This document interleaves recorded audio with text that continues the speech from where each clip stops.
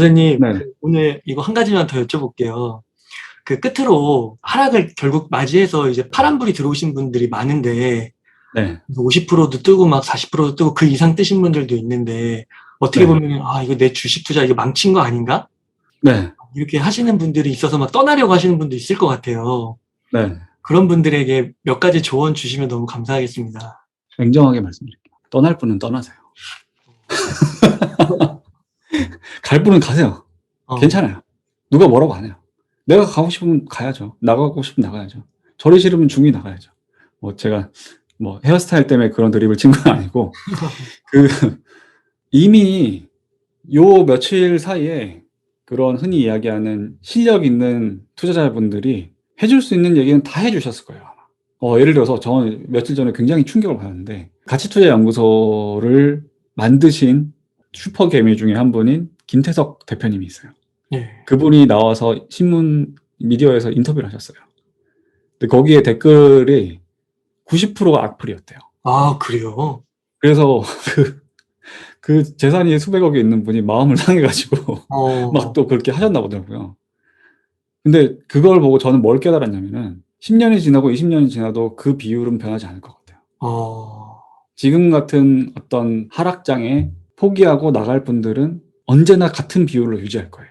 그리고 음, 그런 분들이 코로나 이후에 그런 큰 시장의 기회 때 또 다 같이 뛰어들었었고, 음, 저는 그때 이제 우리나라 주식 계좌도 엄청나게 늘어나고 예탁금도 늘어나고 해서 우리나라의 어떤 투자자들의 주식 투자자들의 체질이 바뀐 줄 알았어요. 근데 이번에 보니까 하나도 안 바뀌었더라고요. 그러니까 그 비율은 언제까지나 유지될 것 같아요. 사람들이 아무리 더 지식적으로 더 누적이 되고 똑똑해지더라도 쌓여있는 지식에 비해서 어리석게 행동하는 사람들의 비율은 절대로 빠질 것 같지가 않거든요. 그리고 그렇기 때문에 어리석지 않게 행동하는 사람들은 계속해서 억지로 남아서 돈을 벌 거예요. 그냥 단순하게 주식 투자해서 돈을 벌리는 원리를 생각해 보면은 알 수가 있어요. 지금 나가야 되는 건지 버텨야 되는 건지. 왜냐면 뭐 제가 웅달 책방에 벌써 3번째 나왔지만 매번 말씀을 드렸거든요. 주식은 고통의 대가로 돈을 버는 경제 활동이에요. 감정 노동을 해서 돈을 버는 노동 수익이라는 거죠. 불로소득이 아니에요. 엄연한 어떤 감정 노동이라는 형태의 노동을 하기 때문에 돈을 버는 건데, 감정 노동이 싫어서 퇴사하면은 당연히 그 사람은 월급 못 받는 거잖아요. 그런 거 똑같아요. 감정 노동을 통해서 돈을 벌어야 되는데 감정 노동이 싫어서 지금 손절하고 나갔다. 그럼 당연히 여러분이 벌 수 있는 소득을 떼일 거예요. 음, 그래서 나가실 분은 나가셔도 되는데, 제가 지금 드리는 말씀이 조금이라도 이해가 되는 분들이라고 하면은 이 괴로운 감정을 허투루 쓰지 마시라는 거죠.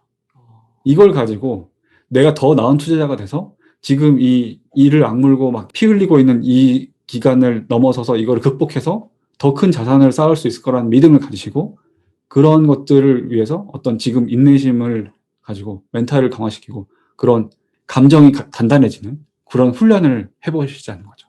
그리고 좀 더 구체적으로 케이스로 이야기를 드린다고 했을 때 실제 그런 분들이 있을 거예요. 3, 40% 하락은 기본이었고 보니까 50% 이상 손실이 났다. 특정 종목에 대해서 50% 이상, 60%, 70% 이상 손실이 난 분들도 있을 거예요.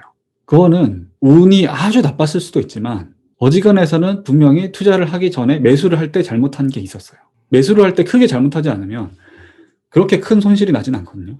그러면 해야 될 게 두 가지가 있는데, 대체 어떤 부분에서 실수를 한 건지를 정확하게 분석을 해야 될 거고, 그리고 일단 잃은 돈이 있잖아요. 반토막 난 돈이 있잖아요. 그거를 만회하는 거는 어떻게 해야 되냐면, 그건 주식으로 복구하는 게 아니에요. 어, 그러니까 만약에 주식 투자로 50% 이상 손실이 났어요. 그거는 주식 투자로 복구할 수 있는 돈이 아니에요. 그냥 이론적으로 반토막이 났을 때 본전으로 가려고만 하더라도 100% 상승하는 종목을 찾아야 돼요. 음, 100% 상승한 종목을 찾아서 실제 100% 수익을 올려도 본전이에요. 찾으실 수 있겠어요? 어, 저는 못 찾을 것 같은데. 음, 어떻게 되든 일단 버텨야 되는데, 이왕 버틸 거면 물타기라도 해야 되잖아요.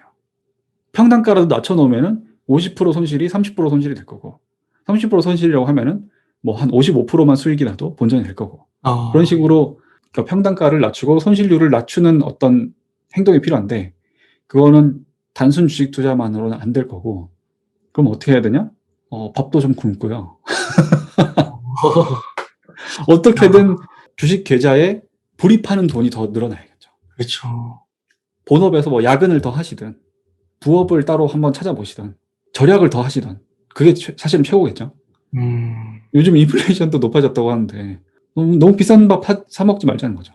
술 마실 거 좀 술값 좀 아끼고 담배 필 거 담배값 좀 아끼고 그렇게 하면서 조금이라도 한 푼이라도 더 벌어가지고 더 모아가지고 그거 이제 투자 계좌에 부어가지고 물타기 하는 거죠.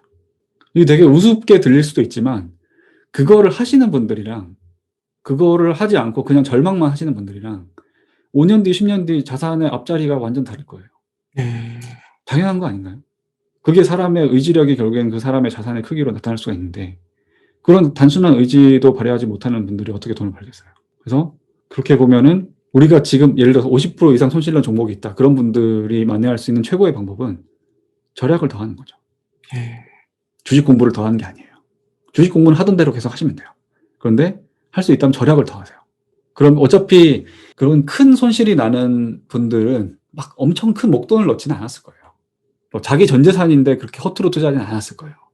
어쨌든 소액 투자를 하고 또는 2020년 이후에 투자에 입문한 초보 투자자분들일 거고 굴린 자산이 크지 않다고 하면은 그렇게 저축을 해서 주식 계좌에 들어가는 불이익만 조금만 커지더라도 금방금방 복구가 돼요. 그렇기 때문에 그런 방법까지 다 동원을 해서 시간을 보내다 보면은 나중에 다시 강세장이 왔을 때 자연스럽게 이전보다 훨씬 자산이 커져 있지 않을까 그렇게 생각을 합니다. 아, 네. 와, 이 두 가지가 너무 좋은 인사이트 같아요. 첫 번째, 비율은 바뀌지 않을 것이다. 네. 그러니까 어떻게 보면은 코로나 이후 때 유튜브 방송이나 그 주식에 관련된 컨텐츠들이 너무 많았는데, 범람을 했는데, 그럼에도 불구하고 약간 인간의 본성 같은 건가요? 이게 통계적으로 비율은 변하지 않을 것이다. 네. 예, 와. 그게 진짜 뼈를 때리는 말씀이셨던 것 같고, 저도 그걸 요번에 되게 힘들게 깨달은 것 어, 같아요. 뭐 제가 힘든 건 아니지만 그런 다른 분들의 그런 반응들을 보면서 그렇게 마음이 편하지는 않았어요. 그리고 득될 것도 없는데 그렇게 얼굴 팔고 나와서 용기 있게 조언을 주시는 분들, 진짜 슈퍼개미 분들, 자산이 3자릿수 이상 있는 분들이 그런 좋은 이야기를 해주는데도 그런 반응이 나온다는 것 자체에 대해서 저는 이제 어떤 한 명의 군중으로서 되게 실망했어요. 그래서 오늘은 지난번 2번에 비해서 약간 이야기를 좀 세게 한 것도 있어요. 예전에는 제가 뭔가 너무 꼰대같이 이야기를 했다가 나쁜 반응을 받진 않을까 이런 것들에 대해서 고민도 했거든요.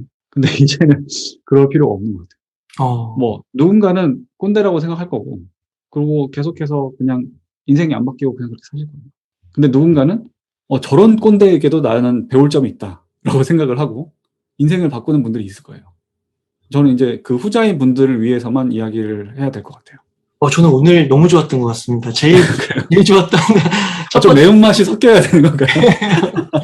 그리고 그것도 되게 좋았던 것 같아요. 그 마이너스 50%라는 게 네. 처음 매수할 때 잘못이었을 수도 있는데 네. 순간 저도 딱 드는 생각이 마이너스 50% 떴다는 거는 처음에 내가 매수를 할 때 조금 탐욕이 있었을 수도 있었겠다. 과욕이 있었을 수도 있겠다. 막 고점에 다른 사람들이 다 더 간다고 하니까 특히 이제 암호화폐 같은 것들은 7, 80%까지 빠졌잖아요. 아무리 대장이더라도요. 그쵸. 네. 그래서 그런 탐욕이나 이런 게 내 안에 있었던 거를 이렇게 보게 되는 것 같습니다. 아무튼 힘내시기를 바랍니다. 네, 저희님 진짜 이제부터 수습해봤자. 네, 다음번에 또 출연해 주셔서 또 한 번의 팩트 폭행 부탁드리겠습니다. 아니, 다음번엔 좀 더 좋지 않을까요, 분위기가? 지금보다 나빠지기 쉽지 않을 것 같은데. 그러면 더 너무 좋고요. 네. 예. 알겠습니다. 대표님, 저자님 오늘 이렇게 또 바쁜 시간 내어주셔서 긴 시간 동안 인터뷰해 주셔서 너무 감사의 말씀드립니다. 불러주셔서 정말 감사합니다. 네. 그러면은 제가 마지막 멘트하고 오늘 마치도록 하겠습니다. 네. 이렇게 해서 오늘 극복하는 주식 공부의 저자이신 여신욱 저자님을 모시고 이야기를 나눠봤습니다. 긴 시간 동안 유익한 인사이트 많이 나눠주셔서 감사의 말씀드립니다. 오늘 고생 많으셨습니다. 감사합니다.